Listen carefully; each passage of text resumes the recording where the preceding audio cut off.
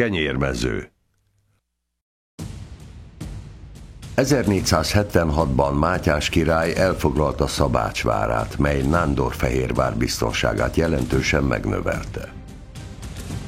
A bosszúszomjas török sereg elemi erővel csapott le Erdélyre, melynek védelme Kinizsi Pál temesi gróf és Báthory István erdélyi vajda feladata volt.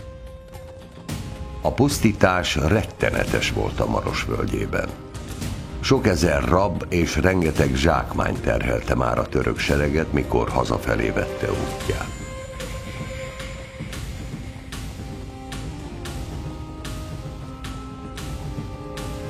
A török sereg egy része az azaboknak nevezett gyalogságból állt. E könnyű fegyverzetű harcosok közepes hatótávolságú íjjal, pajzsal és szekercével voltak felszerelve. Az akindzsiknek nevezett könnyű lovasság főleg portyázásban jeleskedett. Ők adták a balkáni oszmán sereg legnépesebb csapatát. Velük szemben állt a kislétszámú, de tapasztalt és ütőképes magyar páncélos lovasság. A harcra képzett, páncélozott lovaikkal zárt rendben harcoló nehéz lovasság rohamát szinte lehetetlen volt megállítani. Fegyverzetük és páncélzatuk kiállítása hatalmas költségeket jelentett. Így csak a módosabb nemesek és főúri seregek tudták magukat a kor legmodernebb fegyvereivel felszerelni. A harcra képzett, páncélozott lovaikkal zárt rendben harcoló nehéz lovasság rohamát szinte lehetetlen volt megállítani.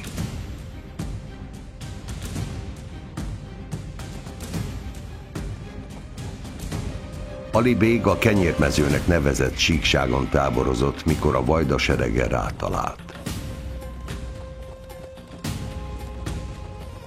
A 20 000 fős török sereg önbizalommal tekintett a küzdelem elé. Báthory nem volt ilyen gondtalan. Kimerült serege 7000 vegyes harcértékű katonából állt. Kinizsi nehéz lovassága még messze járt. Nem lehetett tudni, megérkezik-e a csata idejére. Az erdélyi sereg északi szárnyán Olá és Szász csapatok álltak, akik egészen a Maros folyóig alkották a magyar jobb szárnyat. A sereg centrumában a sereg legütőképesebb része a magyar nehézlovasság, és Báthory István nézett az Ali bég vezette török főerőkkel farkasszemet. Délen a harcedzett székely lovasság fedezte a csapásmérő erőt.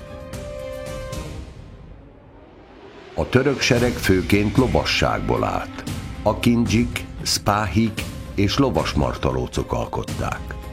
A gyalogság a török tábort és a zsákmányt vigyázta.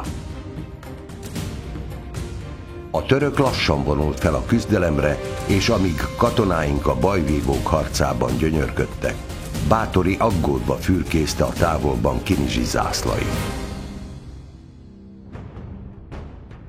A magyarok megfújták a harci kürtöket, és a csapatok megindultak az ellenség arcvonala felé.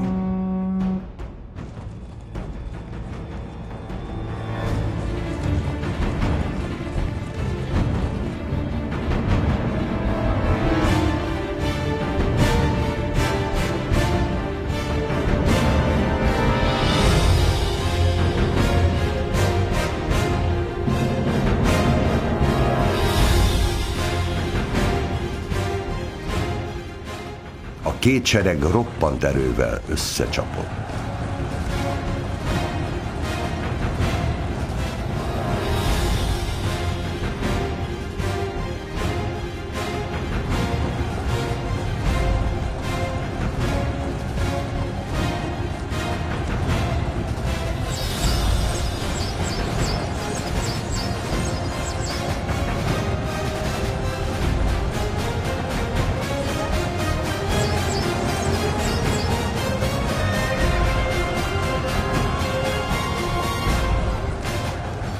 Báthory oly eréllyel vezette a lovasságot, hogy az acélcsúcsként fúródott az ellenséges tömegbe. A szárnyakat azonban elnyomta a túlerő. A vajda seregét a török bekerítéssel fenyegette.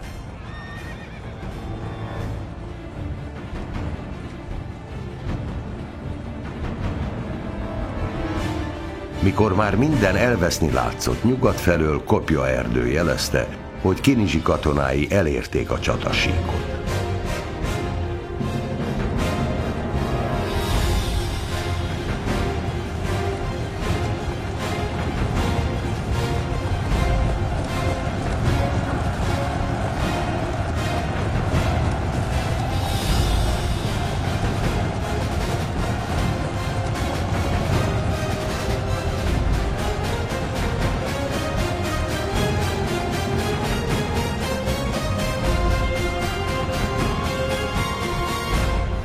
A temesi gróf serege kimerültségével nem törődve azonnal rávetette magát a törökre. Óriási mészárlást rendezett soraiban. Rendkívül véres csata volt. 10 000 török veszett oda, és a keresztény sereg fele. A keresztény diadal megingatta a porta önbizalmát, de még 4 évig tartott a háborúskodás. Azután 1483-ban hosszú béke vette kezdetét, míg Szulejmán hadai újra magyar földre támadtak.